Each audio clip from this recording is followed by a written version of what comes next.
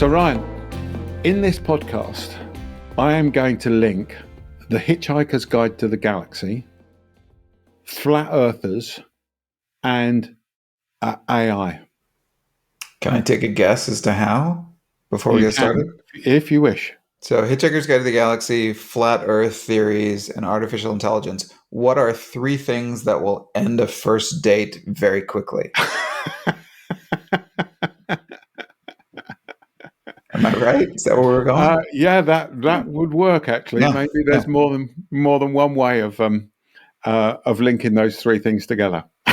Well, what was your way, Colin? Well, let me tell you, because as I said to you pre-show, this is one of these things where when we started the podcast, as listeners will know, we started when we wrote our first book, and we just enjoyed debating things. Yeah, and I've been thinking about this for a while, and there's a few strands of things that are starting to come together, and I want to test them on you. Okay. Because I think this is important. And this is following down the lines of, effectively, the headline, if you like, is what are the mistakes that organizations are making with AI? Okay, that's the headline, if you like. Okay, and I hope that we're going to get some way to answer that question today, because we all know AI is massive. It's going to get even more bigger, but I worry that from a strategic standpoint, that opportunities are being lost. Okay, and that AI systems are being built in the wrong way, and there is the opportunity, in my view, to build them in what I would perceive to be the right way, and therefore get a significant competitive advantage. Okay. And if that doesn't convince you, dear listener, to stay and listen to this, then I don't know what will. Well, you have to keep listening because Colin hasn't tied in flat Earth yet, so it's coming. Yes, There's a absolutely. teaser. No, this sounds So, fun. Let's do it. yeah, so let me try and sort of go through the process that I've been going through. So I'm going to lay the stall out, if you like. And as we do this, you may start to think, I really don't know where Colin's going on this, but it does all tie together.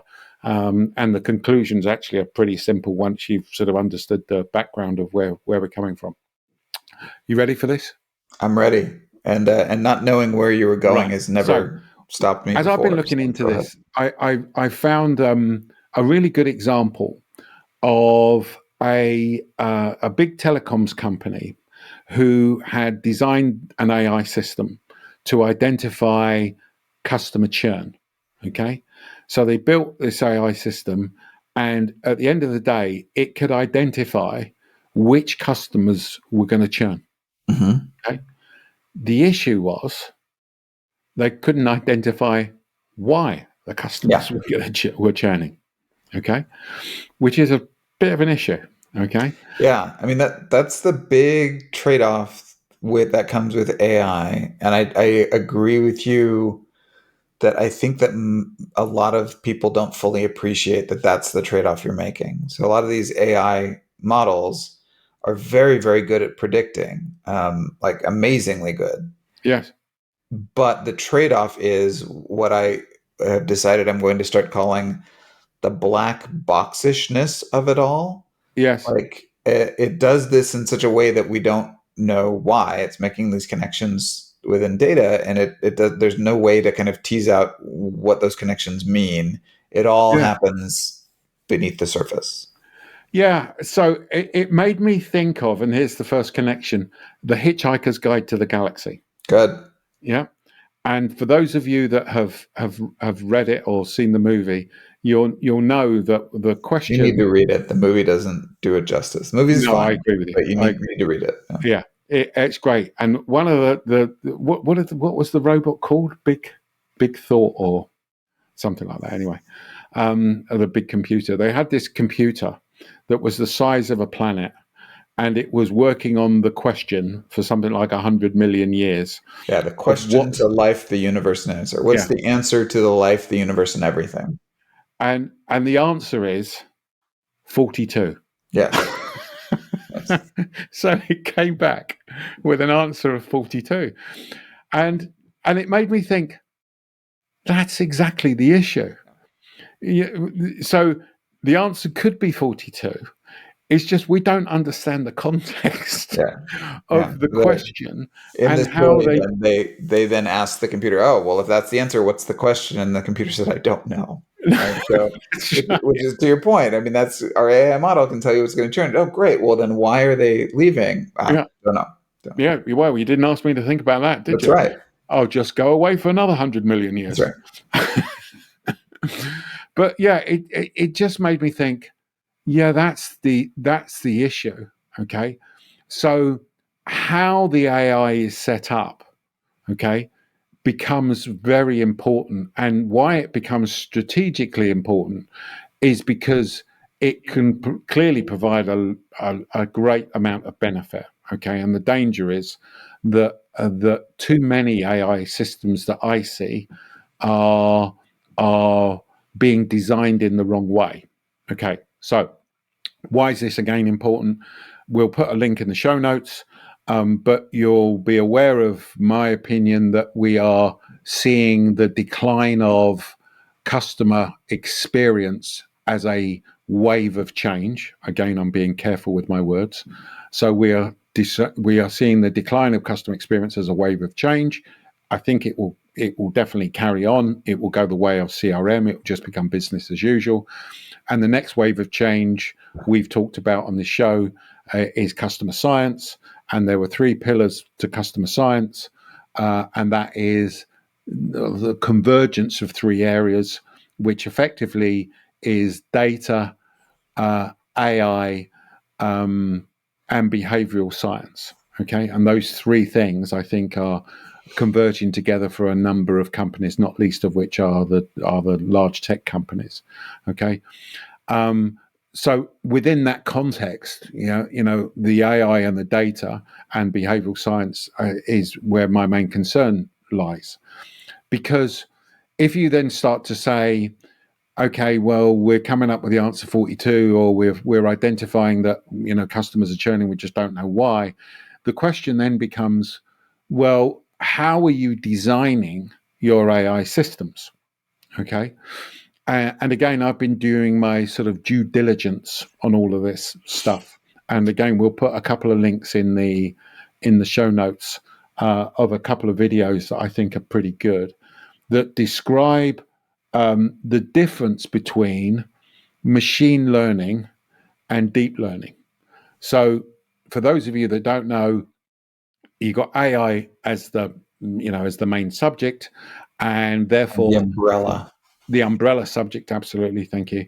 And you've then got 2 ways of effectively designing those systems. One is machine learning, and one is deep learning. And I'm going to go into this in a little bit of detail, but only at sort of a layman's view.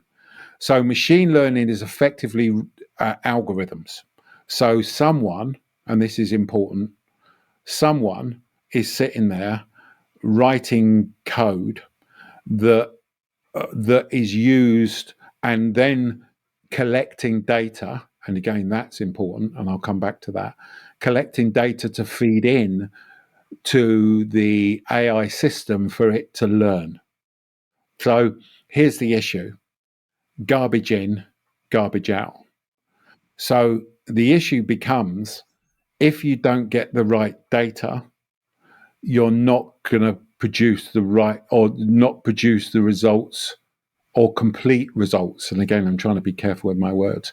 You're not going to produce complete results, or you're going to come up with 42. Yeah. And you're not going to know the reasons why. Deep learning is built upon neural networks, where effectively the AI discovers patterns themselves. Okay. And the way that, a good example that I was given was, so if you're looking at machine learning, you have to tell the system what a tomato looks like. So you have to say it's red, it's round, it's got a stalk, and sometimes it doesn't have a stalk and stuff like that. With deep learning, you don't have to tell it what a tomato looks like. It will work out the fact that it's a tomato. Advantages and disadvantages. Machine learning doesn't take as much data as deep learning does. So deep learning takes a lot amount of data. So why am I going into this detail? Well, the interesting bit for me there, in fact, let me stop there. I'm conscious I'm doing one of these podcasts, mate, where I'm just rattling on. So I'm going to come up for breath occasionally. Anything you want to add?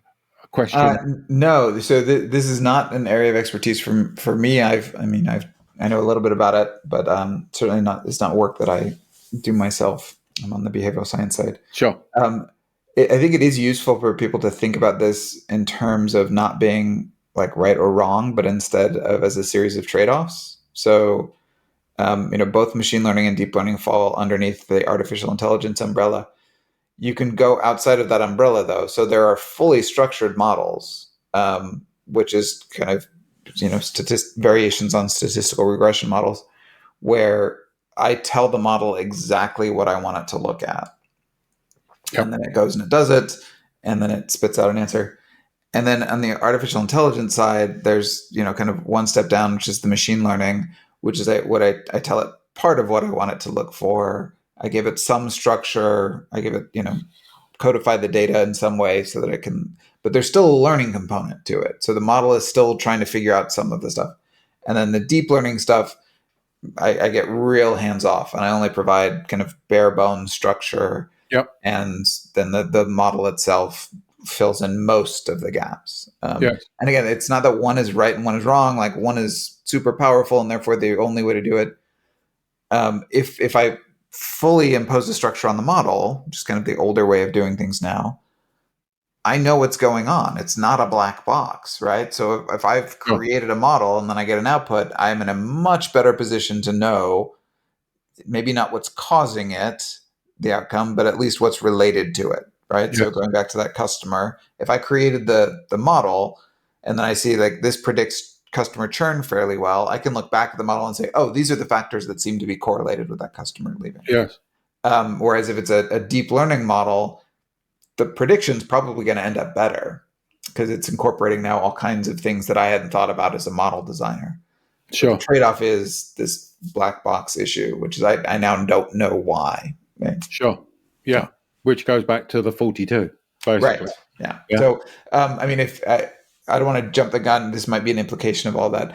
But if we're looking for where to apply AI, there's certain questions in business where they're kind of strategic level questions. And so it's really important for us to know why, so that we know what to do next, or if things go wrong. There are other questions in business where we don't care why it's working. We just want to know that it works. And so for those types of questions, especially, AI is going to be a really powerful tool. We just need something that works. We don't care why it works. If it's some other kind of strategic level question, my initial impulse would be to be real cautious about how we apply AI in that case. Yeah. So let me debate that with you then. Yeah. So here's the issue for me. Okay, the nub of the issue. Okay. And in thinking this through, and this is where I'm going to draw in the second part of my link. So we've done Hitchhiker's Guide to the Galaxy. Actually, it's the second and third. Let's talk about flat earthers. Good. Okay. And then let's talk about AI. Okay. So the issue for me is that, and we did a podcast on this a couple of weeks ago, where we used the analogy of flat Earth. Okay. Imagine a world. So let's imagine for a moment that everyone thought that the world was flat. Okay. And I've really found it quite interesting because I've actually been going on and reading some of the stuff about flat earthers and what they believe and stuff like that. So one of the things that they believe is that the North Pole is in the center of this flat disk, and the Antarctic actually surrounds the whole of the disk, and it keeps it all contained. Mm-hmm. I don't know what's going to happen with global warming when it starts the walls start declining, but there you go. But the point I'm trying to make is, imagine that you thought the world was flat, and now imagine that you are writing the program. You're writing a program. You're writing the program on the premise that the world is flat, Mm-hmm. and you're fitting in the answers, whatever answer it spits out. You're fitting the answers into the context of the world being flat. Yep. Okay.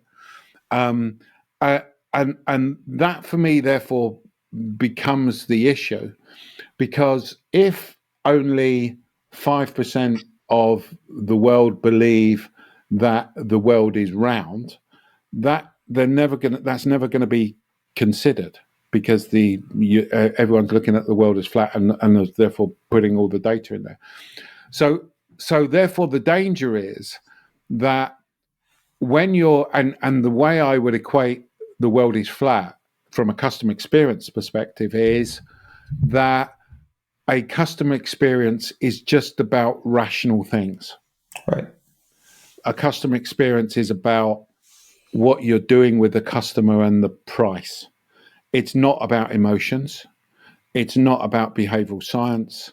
We are therefore not programming it to consider those things. And we don't have the data to input into the models, both machine learning and deep learning, to be able to explain those things. And therefore the output we're going to get is just going to be skewed towards the rational experience. Does that make sense? Yeah. Yeah. And therefore, strategically, that's a big issue, because, and this is where I said at the beginning, there's a big opportunity. So for me, those organizations that embrace that, we need this emotional side, we need the behavioral science side, we need to look at the results through a behavioral science lens. So what customers are doing, rather than just what they're saying, then that will provide a significant competitive advantage. And I don't believe, and now imagine the time it's taken to build these AI systems and the investment that's involved. If you're building it when you think the Earth is flat, yeah, you're not going to suddenly change your mind and go, "Oh, blimey, we got that wrong. We better start again." Then because everyone in the organization thinks the world is flat, it's going to self-perpetuate itself. Does it make sense? I think so. Keep talking. Okay. So let me give you an example of this, and maybe I'm going a bit mad with this, but I went into ChatGPT Mm-hmm. and I asked it, as part of all my preparation for all this stuff and thinking about this all stuff, I said to it, what data do I need to be able to create an effective AI system? I can't remember the exact question, but that was about it. Okay. And a customer, to improve customer experience. That's what I'd asked it to. Okay. And here's what it told me. Okay. These are the data pools that you would need. Customer democratic data, purchase history. Yeah, thank you. Purchase history, customer interactions, customer feedback, website, app, and usage data, social media data, support ticket data, customer satisfaction metrics. Okay.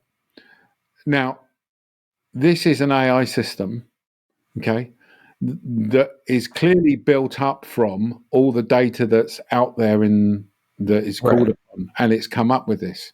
So by definition, it's naturally skewed to what's already out there. The interesting bit for me is there is not one word of mention of customer emotions, and there's not one word of mention of behavioral science. Now, let me take a step back. I know that ChatGPT is not the answer to life, the universe, and everything, because we already know that the answer is 42. The answer is 42. Yes. But we know it there has got some inaccuracies and everything else. Okay, so it's more directional than anything else. Okay, but the point I'm trying to get to is this: is the big danger for me, the big mistake is that organizations are not including, they are not, it's not being written by people who understand customer experience, or advising from people that understand customer experience, emotions, behavioral science. Okay. And certainly the so it's not being written in that way, and they're not including the data sources from that as well. Well, that's the big danger, and therefore the big mistake. And it's just a strategic mistake, because they're not just going to suddenly go back and go, oh, well, let's start again because we didn't do that. And it's an opportunity, because at the start of all of these programs, then if you start to embrace those things, as we've talked about with customer science, then I think you can get some competitive advantage. Is that Yeah, no, I mean, I agree on the high points of what you're saying. Like these models are dependent on the data that you feed them, right? Yes. So uh, the advantage of an AI model, especially like a deep learning model, is you don't need to know where the connections are. So if I'm building out a Right. traditional statistical model, I need to have some ideas of what to put into the model. And I think this is your flat Yeah. earth point. Like Right. if So, but let's take a step. Let's just stop there for a go moment to for be it. clear. So, in both circumstances, with machine learning and deep learning, you need the data for the machines to learn. Yes. Okay. So, my argument is the data is not being included in most of Right. those. Right. Machine learning, you need someone, it's doubly worse, which is you need someone to be able to then program it to look at it. And if they're not intelligent, if they have not, they're clearly intelligent. If they've not got the background in customer experience, emotions, and behavioral science, then how are they building that? And if no one in the organization has got that, then how are you doing that? So I'm just I think clarifying that bit. so. I hesitate to argue this too forcefully because, Sure. again, this is outside of my area of expertise. I think that a data scientist might argue that these models are set up to iterate across levels. Yeah. So we're going to take an initial pass through the model, and the model's going to learn something, and then it's going to take another pass through what it learned the first time, and it'll learn something else, and it'll take another Yeah. one. And I think that the purpose of that is in part to infer stuff that might not be directly in the data. So some of the stuff on the list that you laid out might actually include emotional information. So they said social media posts, that might have some support ticket information, that might have some kind of indirect emotional responses. How is the machine going to say about emotions if they don't know about them? How do they? That's the black box ishness of it, right? So it might be that people who buy at a certain time of day end up being less satisfied than people who buy it at a different time of day. If we were setting up a model ourselves, we could test time of day and we could see, oh, time of day matters. Instead, all that's being fed into this AI model, especially a deep learning model, and it's just like noting that things are together. It could be that the reason that people at a certain time of day are dissatisfied is because they're in a bad mood, because they're hungry, because it's right Sure, before lunch or whatever it is. sure. The AI model would pick up that these people are likely to be dissatisfied, but and it might be because they might even predict that it's because they are emotional, like they might be detecting in some way that emotions are driving it. But because it's a black box, we would have no way of being able to pull that Yeah, information out. So and we that's wouldn't know that yeah, emotions are driving it. I mean, to your point, like that, the better the data that you feed into it, then the more likely it'll be to pick that kind of thing up.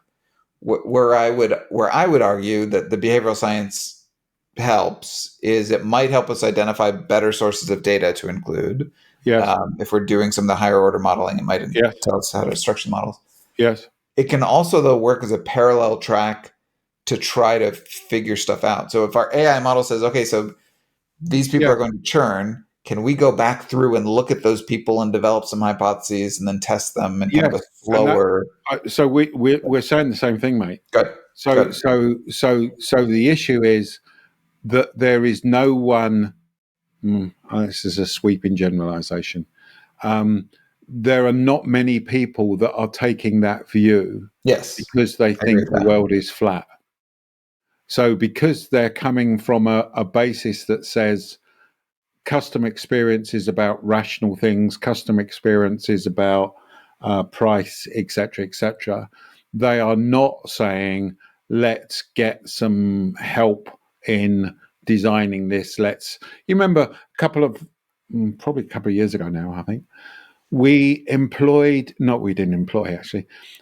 We had a couple of your friends on the podcast who were from fintech.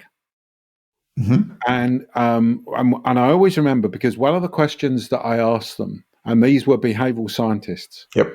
and one of the questions I asked them was, how many fintech companies have got behavioral scientists in the team? And they said, all of them. And I thought, bloody hell. Okay. Now, that for me is a good example of customer science. Yeah. Let's go to the other end of the scale. How many cable companies have behavioral scientists in the team?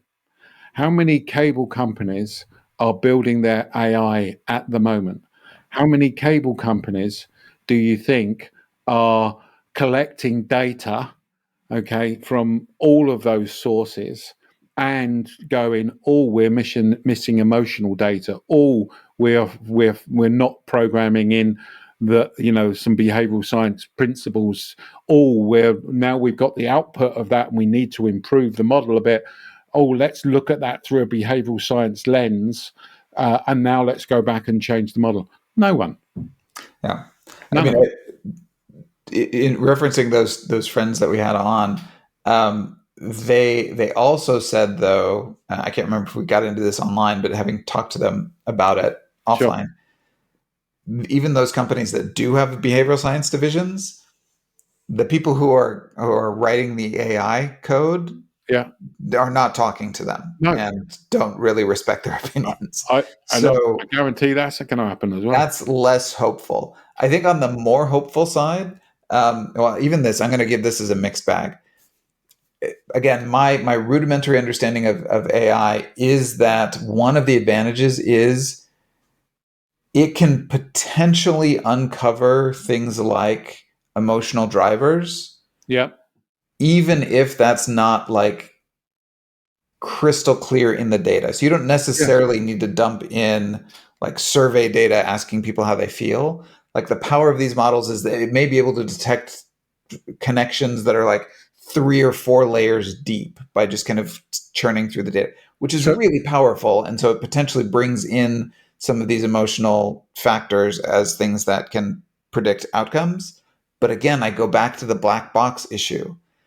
Even if the models are inferring emotions to make predictions, unless you have a deeper understanding of that process through some other means, you're not going to know that that's what's driving the effect. So you're not going to know as a correct. manager, oh, the reason these people are churning is because of They're feeling they're feeling frustrated or whatever. disrespected. Yeah. So that's So what we need to focus on. so So yeah, yeah, we end up agreeing as yeah. usual. So let me put it in a slightly different way for the listener. Okay. So for me, the issue is, yes, I agree that the AI systems will identify patterns of behavior that are caused by customer emotions. But for me, and again, I may be wrong, but for me, unless you've told the AI system that there is even a thing called emotions, and that these types of things, machine learning, you are teaching the machine that these types of things, being on a phone call for 40 minutes and an announcement saying your call's important to us, are going to cause frustration. Yeah. You're not teaching it about emotions. So let's take your other part of your argument. Now let's assume that it's identified the pattern. We haven't told it about emotions, but it's still identified the pattern.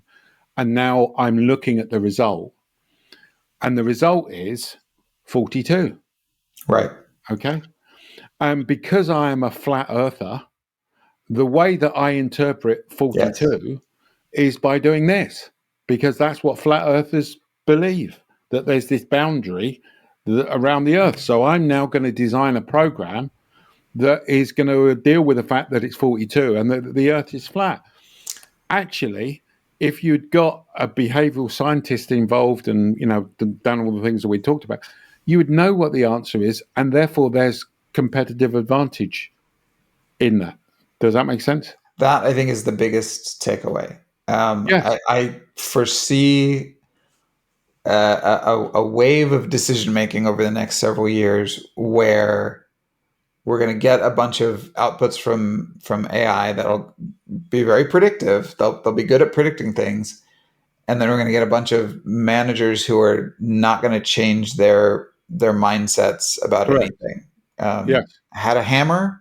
Yes. This now tells me some predictive output, and I'm going to Yes. whack it with my hammer, as Yes. opposed to earlier forms of knowing Maybe I things, don't which need a have their hammer. disadvantages. Like I'm not against AI. I think it does amazing things, but I think it was more likely under previous regimes of knowing things that we might realize maybe a hammer is not the right tool here because we're getting Correct. different kinds of feedback. Whereas when we're Yes. only getting the output, when we're only getting 42, we go, aha, well, let me hit 42 with a hammer. Yes. Yes. No. What I love about these podcasts is, mate, we have these really good debates, and then at the end we decide that we're agreeing with each other. At the end, we decide it's all Hitchhiker's Guide to the Galaxy. It is, and the answer is 42. There you And go. talking about that, do you remember Slarty Bardfast? Yes. Well, I'm going to Norway on a cruise with my wife, and we're going through the Norwegian fields. And for those of you that don't know, Slarty Bardfast actually drew all the fields. He was That's an right. expert Designed at all the drawing a field. fjords. He did. He won an award, I think, in the books for it. Yes, he did. So the interesting thing is that I'm looking forward to going on the cruise and talking to people about Slarty Bardfast and see if anybody knows who in the hell I'm talking about. This is another thing that would get you ending a first date quickly, is mentioning Sparta Fast, and also potentially get you kicked off a cruise ship. We'll see. I'm glad we got a link to the beginning of the show. Anyway, very professional. Okay, so I hope that's been of use to you today. If you have any questions on that, if you've got any thoughts on that, as usual, Ryan and I are not saying we have the answers to. Okay, I now realise how many times I say this, the answers to life, the universe, and everything. Then let us know. We'll be doing a LinkedIn newsletter on this as usual, and some posts. So just interact with us. So it'll be good to hear from you. And we look forward to talking to you next week. Okay, cheers.